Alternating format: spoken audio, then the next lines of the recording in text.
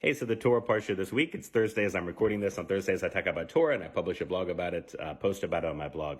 So this week, it's kind of two Parshas sort of together, Nitzavim and Vayelech.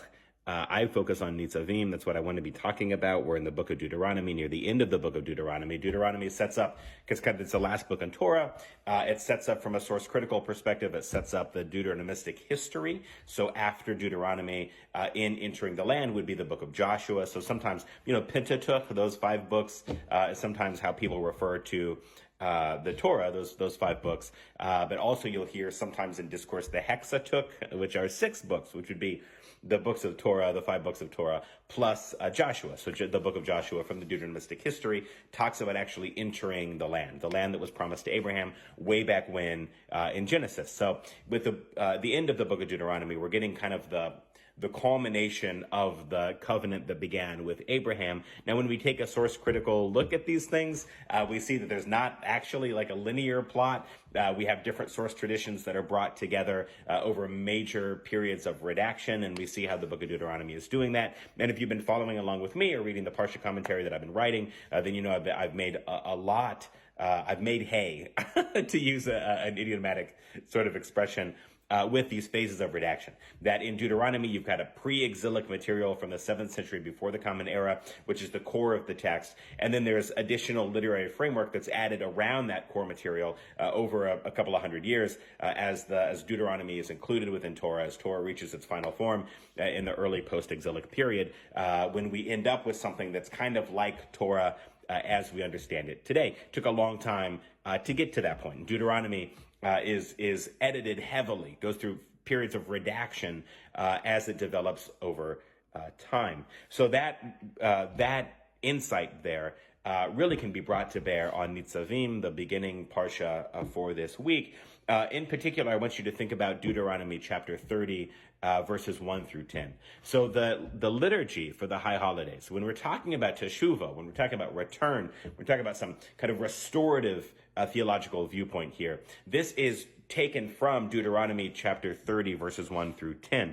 This is an insertion into the text. This didn't originally appear in the narrative that's happening around chapters 29 into 30. There's a later addition here. So I think, first of all, it's really interesting to think about the liturgy and really the ideas generally that we use around Rosh Hashanah through Yom Kippur, the days of awe, the high holidays, whatever, the days of atonement, that the liturgy we use to buttress our ritual practices here from Deuteronomy chapter 30, verses 1 through 10 is a later addition, did not appear in the original narrative. Now, I think that speaks to us in an important way, because what it says to us is that what existed in the material initially was not best serving the needs of the community, that a different theological perspective was required.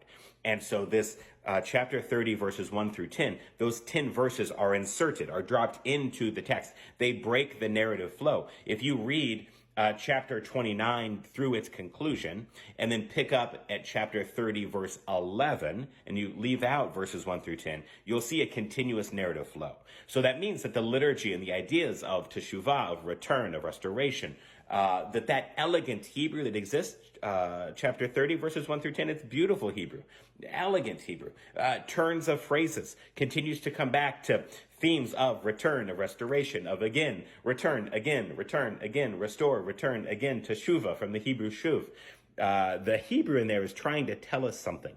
But that entire chunk, right, that makes the liturgical foundation of the high holidays, that itself is a later addition into the text. And I think that matters to us for this reason. Because in the 21st century, what do we do with Torah? What do we do with the text? What do we do with, if we are Jews who want to have some sort of covenantal relationship with the Holy One, if we believe in the Holy One, if we believe in the idea of a Holy One, something bigger than us, something bigger than the summation of us individual Jews, something like this. Are we authorized or licensed to, have some creative fun with the text? I think that here we do, right? Because what we see is that from Deuteronomy chapters 28, 29, we're getting this very loyalty-focused, obedience-focused, I am the Lord your God. You better do this stuff or these curses will be visited upon you. And the Hebrew with the curses that are brought down, there's a thing about sanctions will be brought down on the people who violate the oath. who violate the covenant. The Hebrew there is like not just brought down, but crouch down. That all of these curses, these sanctions against an individual will crouch down upon them if they violate the covenant. This is the heavy-handed covenantal language of Deuteronomy that exists there in chapter 29 and the chapters leading up to that. And yet here at chapter 30, we get this insertion of a completely different theological perspective that is about return and restoration, that is really out of place in the narrative. But some later theological community, some later community of our people, needed a different theology. And so this material is inserted. And now that inserted material serves as foundation for the liturgy of the high holidays. So this is one reason why I do some of this critical scholarship, is because it teaches us things about the text.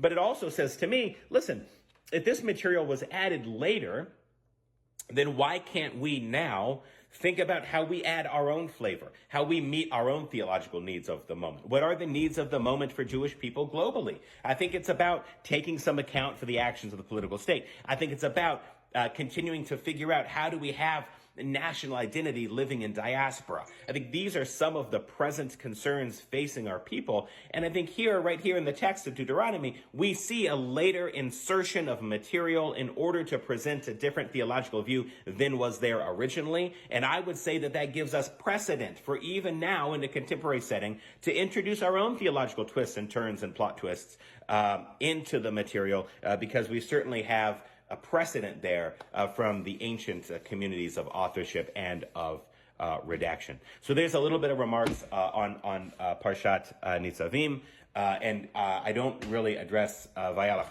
in the Parsha post this week, but sorry. You'll have to go to another commentary source for that.